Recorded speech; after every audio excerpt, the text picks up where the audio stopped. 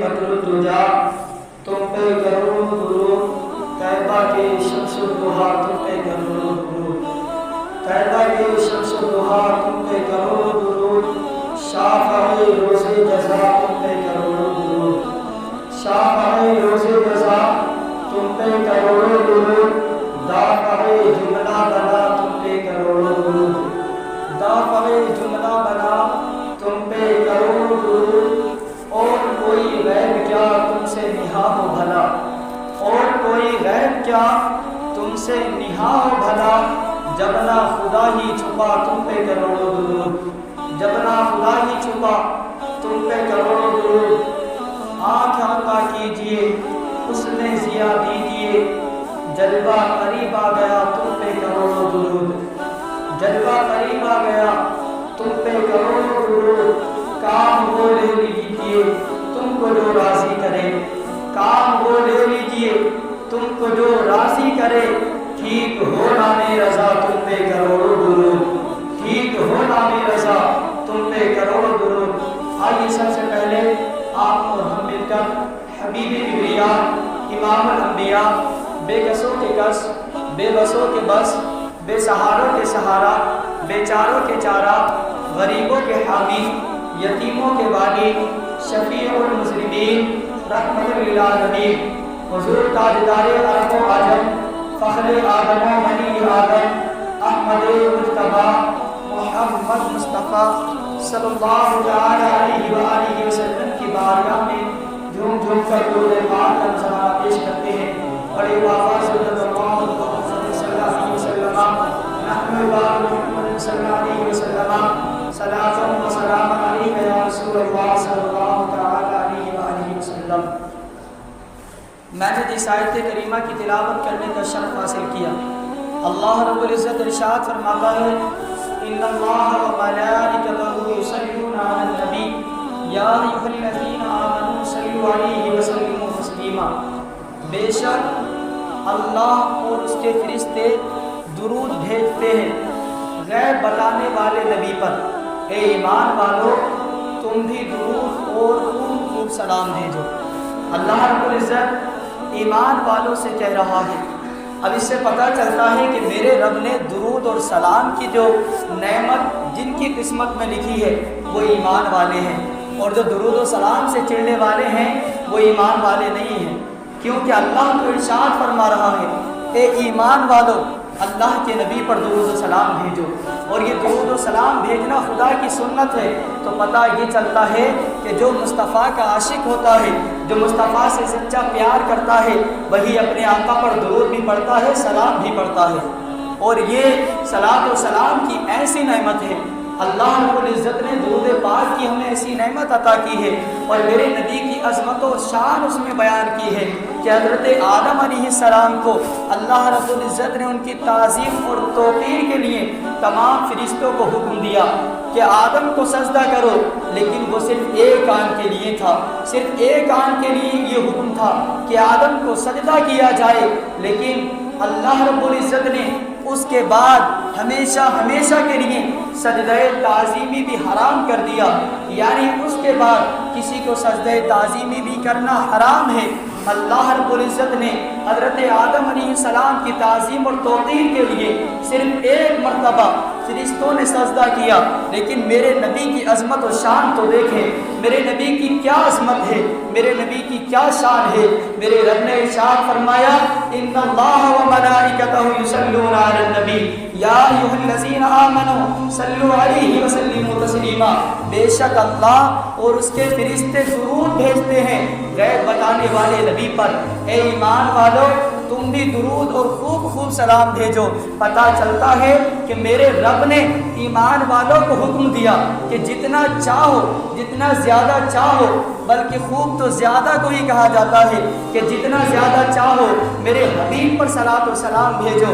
اور میرے آقا ارشاد فرماتے ہیں، جس نے مجھ پر ایک بار درود شریف پڑھا، اللہ رب العزت اس پر 10 رحمتیں نازل فرماتا ہے اور اس کے 10 گناہوں کو مٹا دیتا ہے۔ یہ درود پاک کی فضیلت ہے۔ درود پاک ایسا عظیم الشان ورد ہے کہ انسان جب اس کو پڑھتا ہے تو اس کی زندگی میں مٹھاس پیدا ہو جاتی ہے. جب انسان نماز میں درود پاک پڑھتا ہے تو اس کی نماز میں مٹھاس پیدا ہو جاتی ہے. میرے پیارے آقا صلی اللہ تعالیٰ علیہ وآلہ وسلم کے پیارے دیوانوں، اگر ہمیں اپنی نمازوں میں مٹھاس پیدا کرنی ہے تو ہمیں درود شریف پڑھنا پڑے گا. اگر ہمیں اپنے اخلاق میں مٹھاس پیدا کرنی ہے تو ہمیں اپنے آقا پر درود شریف پڑھنا پڑے گا. اگر ہمیں اپنے کردار میں مٹھاس پیدا کرنی ہے تب بھی آقا کائنات صلی اللہ تعالیٰ علیہ وسلم پر درود اور سلام پڑھنا پڑے گا. اگر ہمیں اپنی محفلوں میں، اگر ہمیں اپنے مجمع میں رونق پیدا کرنی ہے، اپنے مجمع میں نور کی برسات کرانی ہے تو ہمیں جب بھی درود پاک پڑھنا پڑے گا. اور اللہ اکبر، یہ ایسے عظیم الشان نعمت، یہی وجہ ہے اللہ نے اہل سنت والجماعت کو عطا کی ہے. آج ہمارے مجمعوں میں دیکھا جائے تو ہمارے مجمع جب شروع ہوتے ہیں تو درود و سلام پڑھا جاتا ہے. جب ہم جمعے سے فارغ ہوتے ہیں تو درود و سلام کی صدائیں بلند کرتے ہیں. جب ہم کوئی محفل کرتے ہیں تو اپنے آقا پر درود پڑھتے ہیں. جب ہم اذان سے پڑھتے ہیں تو اذان سے پہلے اپنے آقا پر درود پڑھتے ہیں. جب ہم اذان کو ختم کرتے ہیں، اذان کے بعد اپنے آقا پر درود و سلام کی محفلیں سجاتے ہیں. جب ہم درس دیتے ہیں تو درس سے پہلے بھی اپنے آقا پر درود پڑھتے ہیں. جب ہم درس کے بعد درس کو ختم کرتے ہیں تب بھی اپنے آقا پر درود پڑھتے ہیں. یہ ایسی عظیم الشان نعمت ہے کہ آج اہل سنت والجماعت کے بچے بچے کی زبان پر آقا صلی اللہ علیہ وسلم کے درود ہے، آقا صلی اللہ علیہ وسلم پر سلام ہے. کیونکہ ہمیں پتا ہے، علامہ اقبال نے بتا دیا کہ دین حق کی شرط اول محمد کی محبت.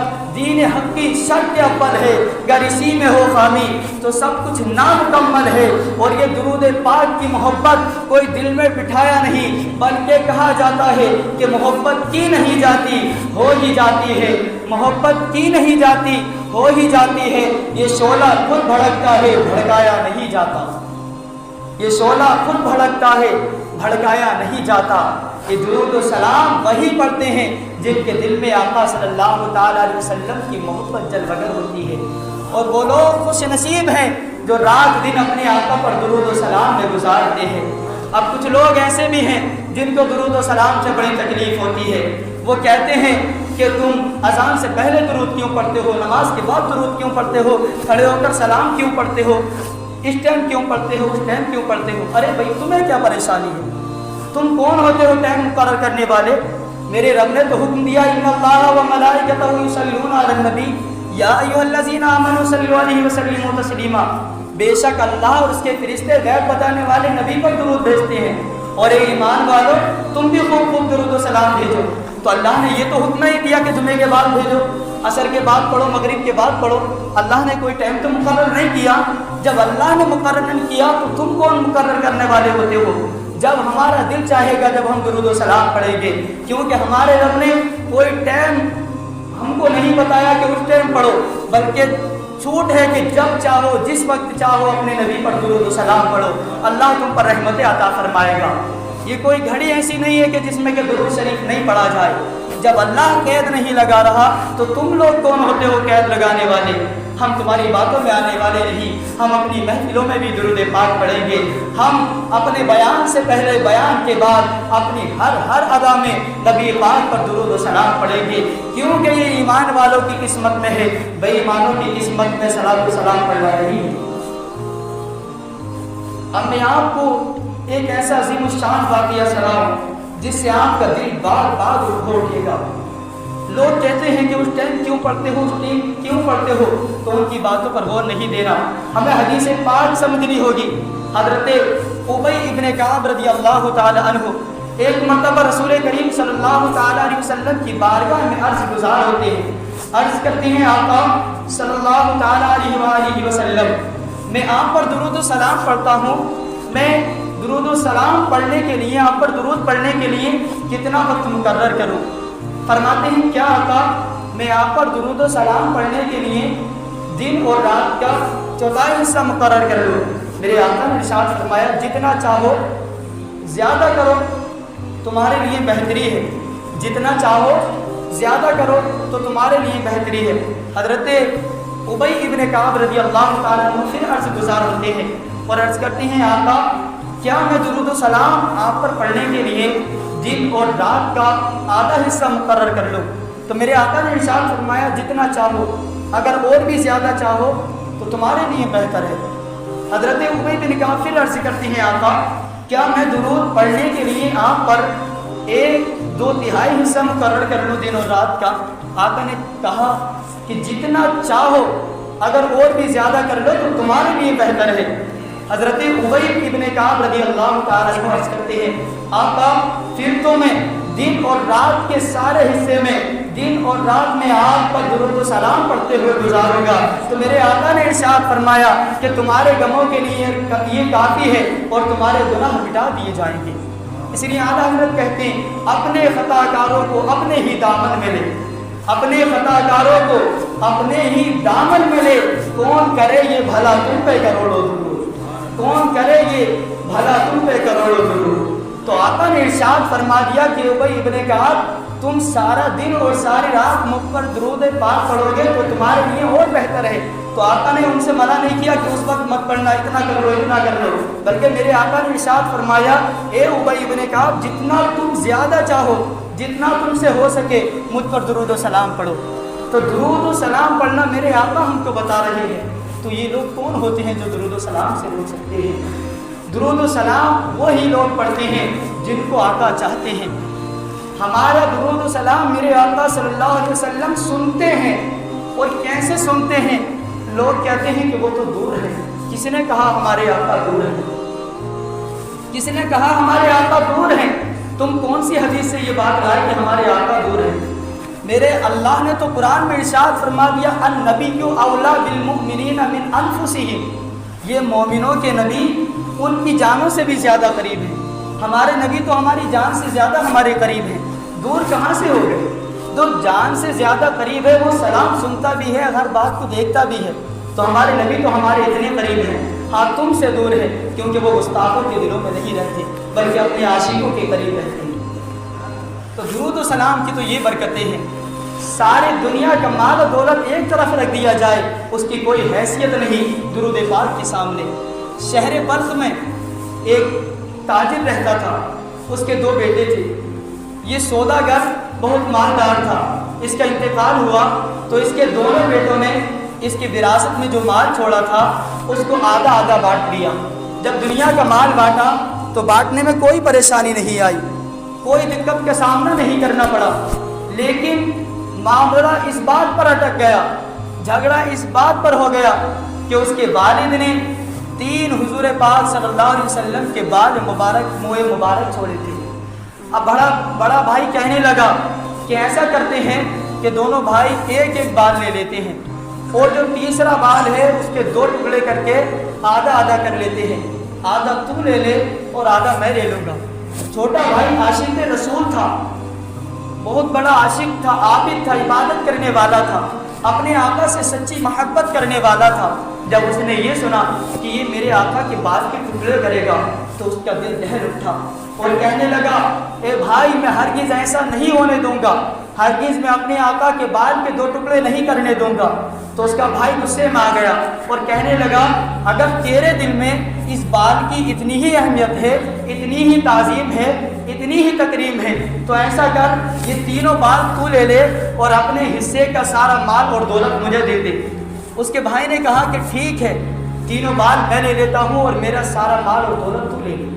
اس نے چھوٹے بھائی نے بڑے بھائی کو اپنے حصے کا سارا مال اور دولت دے دیا اور آقا صلی اللہ تعالیٰ علیہ وسلم کے تینوں بال لے لیے، اسی لیے کہ وہ جانتے تھے کہ محمد کی محبت دین حق کی شرط اول ہے، گر اسی میں ہو خامی تو سب کچھ نامکمل ہے، کہ محمد سے وفا تو نے تو ہم تیرے ہیں، یہ جہاں چیز ہے کیا لوح و قلم تیرے ہیں۔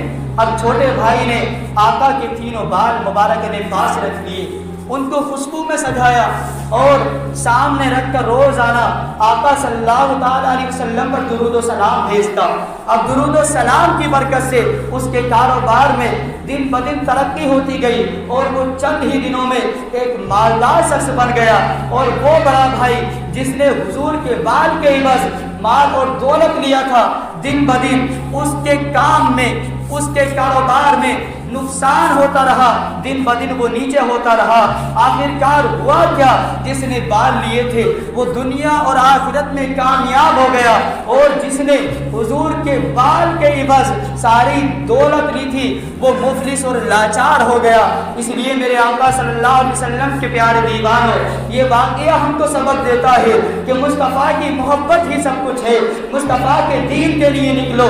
روزی دینے والا میرا رب ہے، روزی کوئی نہیں دیتا، صرف میرا رب دیتا ہے۔ جب ہم اپنے آقا سے محبت کریں گے تو انشاءاللہ بال کو بیچنے والے کی قیمت میں مفلسی آ جاتی ہے، لیکن جو اپنے آقا کے بال کو اپنے پاس رکھ لیتا ہے وہ دین و دنیا کا تاجدار بن جاتا ہے۔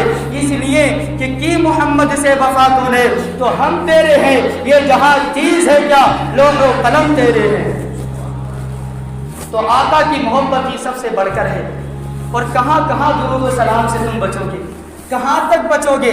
نماز ادا کرنے کے لیے تم آئے، نماز تم نے شروع کی، ثنا پڑھا، اللہ کی حمد بیان کی، سورہ فاتحہ پڑھی، اللہ کی حمد بیان کی، کوئی آیت پڑھی، اللہ کی حمد بیان کی، اللہ کا قرآن پڑھا، رکوع میں گئے تو اللہ کی تسبیح بیان کی، رکوع سے اٹھے تو اللہ کی تسبیح بیان کی، سجدے میں گئے تو اللہ کی تسبیح بیان کی، سجدے سے اٹھے تو اللہ کی حمد بیان کی۔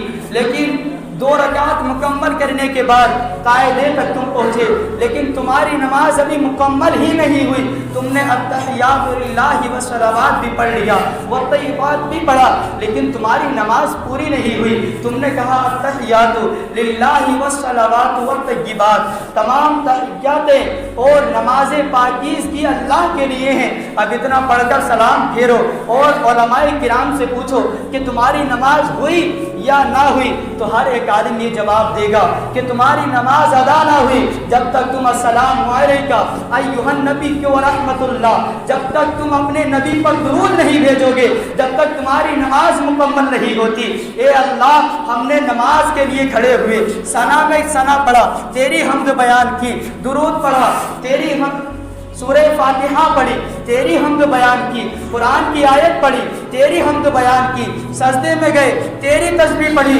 لیکن نماز قبول کیوں نہیں ہوئی؟ تو میرے رب نے ارشاد فرما دیا کہ اے لوگو، جب تک میرے نبی پر درود نہ پڑھو گے نہ تمہارا سجدہ قبول کیا جائے گا، نہ تمہارا رکوع قبول کیا جائے گا، نہ تمہاری سورہ فاتحہ قبول کی جائے گی۔ جب میرے نبی پر درود پڑھو گے تو تمہاری نماز مکمل ہوگی، نماز قبول کی جائے گی۔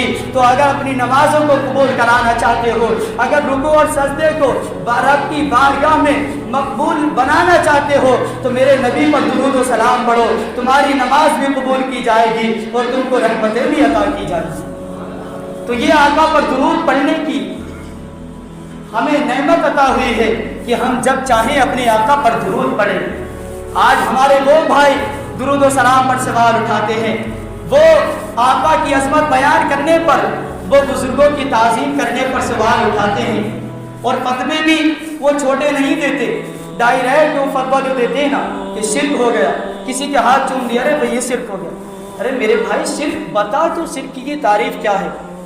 اب وہ ادھر ادھر بیٹھے ہوئے محفلوں میں شرک اور بدعت کے فتوے، اب ان سے پوچھا جائے کہ شرک کی تعریف کیا ہے تو نیچے کو منہ ڈال دیتے کہ کسی کو ماننا شرک ہے۔ ارے کیا ماننا شرک ہے؟ یہ تو بتاؤ کہ شرک کی تعریف کیا ہے؟ شرک کی تعریف یہ ہے کہ خدا کی ذات یا صفات میں کسی کو شریک ٹھہرانا، یہ شرک ہے۔ زور سے بولیے، خدا کی ذات یا صفات میں کسی کو شریک ٹھہرانا، یہ کیا ہے؟ یہ ہے شرک۔ اب ہم نے کسی کے ہاتھ چومے تعظیم کے طور پر تو ہم نے اس کو خدا تو نہیں مان لیا، یا ہم نے اس کی صفات میں کسی کو شریک تو نہیں ٹھہرا دیا، یہ شرک کہاں سے ہو گیا؟ ہم نے نبی پر کھڑے ہو کر درود و سلام پڑھ لیا تو ہم نے ان کو خدا کا شریک تو نہیں ٹھہرایا، پھر یہ شرک کہاں سے ہو گیا؟ اب شرک اور کفر کی اور بدعات کی انہیں تعریف تو معلوم نہیں ہے، لیکن ڈائریکٹ فتویٰ یہ شرک ہو گیا، یہ کفر ہو گیا۔ ارے بھائی کیوں لوگوں کو گمراہ کرنے میں لگے ہو تم لوگ؟ کیوں نبی کے دین کو توڑ مروڑ کا بیان کر رہے ہو؟ نہیں آتا تو اپنے ایک طرف بیٹھو، کیوں لوگوں کی زندگی برباد کر رہے ہو؟ شرک کی تعریف ہے کہ خدا کی ذات میں یا صفات میں کسی کو شریک ٹھہرانا۔ اب یہ مسئلہ بھی آپ سمجھیں، یہ آپ کے لیے بہت کام آئے گا۔ اب خدا کی ذات میں شریک ٹھہرانے کا مطلب کیا ہے؟ خدا کی ذات میں کسی کو شریک ٹھہرانے کا مطلب ہے کہ ایک سے زیادہ خدا ماننا، خدا کے علاوہ کسی اور کو خدا ماننا۔ مثلا عیسیٰ علیہ السلام کی تعلیم کے خلاف جا کر 3 خدا مانے تو کافر ہو گئے، جس طرح ہندو بہت سارے خدا مانتے تو وہ کافر ہو گئے۔ اب ذات میں ٹھہرانا تو یہ ہوا کہ خدا کے علاوہ کسی دوسرے کو خدا ماننا یہ شرک ہے۔ اب صفات میں شریک ٹھہرانے کا مطلب، اب صفات میں یہ ہے کہ ذاتی طور پر جو خدا کی صفات ہے وہ کسی دوسرے کے لیے مانے، اور اگر عطائی طور پر اس کو مانا جائے تب کوئی اس میں بات نہیں ہے، اعتراض کی کوئی بات ہی نہیں ہے۔ اب جس طرح سمیع اور بصیر ہونا کس کی صفت ہے؟ دیکھنے والا اور جاننے والا، سننے والا اللہ کی صفت ہے۔ لیکن اللہ نے قرآن میں ارشاد فرمایا کہ ہم نے انسان کو سننے اور دیکھنے والا بنایا، تو اگر یہ کہا جائے کہ یہ بھی شرک ہو جائے گا۔ لیکن یہ عطائی طور پر ہے۔ اگر ہم حضور کے علم غیب کو مانتے ہیں تو یہ مانتے ہیں کہ اللہ نے ہمارے نبی کو یہ عطا کی۔ اگر ہم ولیوں کی طاقت اور قوت کے مقلد ہیں، ان کی تقلید کرتے ہیں، تو یہ ہے کہ ان کو اللہ نے یہ عطا کیا ہے۔ ہم یہ نہیں کہتے کہ انہوں نے بذات خود ہی، اگر کوئی شخص یہ کہے کہ میں بذات خود سب کچھ دیکھ سکتا ہوں، سب کچھ سن سکتا ہوں، تو وہ مشرک ہو جائے گا، کیونکہ بذات خود تو اللہ رب العزت دیکھنے والا ہے، اس نے ہم کو عطا کیا ہے۔ تو جو عطائی طور پر مانے تو ہم عطائی طور پر ماننے والے ہیں۔ اور کفر کہتے ہیں کہ جو اللہ رب العزت کی طرف سے ہمارے نبی جو اعمال لے کر کے آئے تھے، جو چیزیں لے کر کے آئے تھے، ان میں سے کسی ایک کا انکار کرنا۔ مثلا کسی نے قرآن کا انکار کیا تو کافر ہو گیا، یعنی ضروریات دین میں سے کسی ایک کا انکار کرنا یہ کفر ہے۔ اور اگر ضروریات دین میں سے کوئی کسی ایک چیز کا انکار کرے تو وہ کافر ہو جائے گا۔ جیسے کہ کسی نے نماز کا انکار کیا کہ نماز کچھ نہیں ہے تو کافر ہو گیا، روزے کا انکار کیا، زکوٰۃ کا انکار کیا، حج کا انکار کیا، تو یہ چیزیں ضروریات دین میں سے ہیں۔ اور بہت ساری ضروریات دین ہیں، ملائکہ، فرشتے، اللہ رب العزت کو واجب الوجود ماننا۔ اب جو ان کا انکار کرے وہ کافر ہو گیا۔ اب ہم نے میلاد شریف منائی، سلام پڑھا، تو اس میں کون سا ہم نے شرک اور کفر کر دیا؟ جو تم ادھر ادھر بیٹھ کے شرک کے فتوے دیتے رہتے، تو ان لوگوں کے کہنے میں ہمیں نہیں آنا، بلکہ ہمیں اپنے اصل کی طرف آنا ہے۔ تو میرے پیارے آقا صلی اللہ علیہ وسلم کے پیارے دیوانوں، درود اور سلام ایک بہت عظیم الشان نعمت ہے، اور درود اور جو سلام پڑھتے ہیں ان کی زندگی میں بھی مٹھاس پیدا ہو جاتی ہے۔ اب حضرت جلال الدین رومی رحمۃ اللہ تعالیٰ علیہ فرماتے ہیں کہ ایک مرتبہ میرے آقا صلی اللہ تعالیٰ علیہ وآلہ وسلم نے شہد کی مکھی سے پوچھا، اے مکھی، تو چمن میں جاتی ہے، پھولوں سے رس چوستی ہے، تو شہد بناتی ہے، لیکن اس شہد میں مٹھاس کیسے پیدا ہوتی ہے؟ تو شہد کس طرح بناتی ہے؟ تو مکھی نے عرض کی، آقا میں چمن میں جاتی ہوں اور رنگ برنگ کے پھولوں سے رس چوس کے لاتی ہوں اور اپنے آ کر چھتے میں اگل دیتی ہوں، یہ رس بن جاتا ہے۔ تو میرے آقا نے ارشاد فرمایا کہ اس میں مٹھاس کیسے آتی ہے؟ تو مکھی نے شہد کی عرض کی، آقا رب قدیر نے ہم کو سکھا دیا ہے کہ جب تم چمن سے رس چوس کر کے، پھولوں سے رس چوس کر کے اپنے چھتے کی طرف لوٹو تو اپنے نبی پر درود پڑھو، اور ہم جب درود پڑھتے ہیں درود کی برکت سے شہد میں مٹھاس پیدا ہو جاتی ہے۔ وہ شہد میں مٹھاس کہتے ہیں، یہ تو واضح طور پر یہ تو واضح ہے بالکل کہ چمن میں طرح طرح کے پھول ہوتے ہیں۔ اب کسی پھول میں کسی طرح کا رس ہوتا ہے، جیسے ان کے پھول مختلف ہوتے ہیں ایسے ہی ان کا مزہ بھی مختلف ہوتا ہے، کسی کا پھیکا پن ہوتا ہے، کسی میں میٹھا ہوتا ہے، لیکن اس میں جب شہد بن جاتا ہے تو سب میٹھا ہو جاتا ہے۔ وجہ کیا بنی کہ حضور پر درود پڑھا، شہد میں مٹھاس آ گئی۔ تو جب ہم حضور پر درود پڑھیں گے تو ہماری زندگی میں انشاءاللہ مٹھاس آ جائے گی۔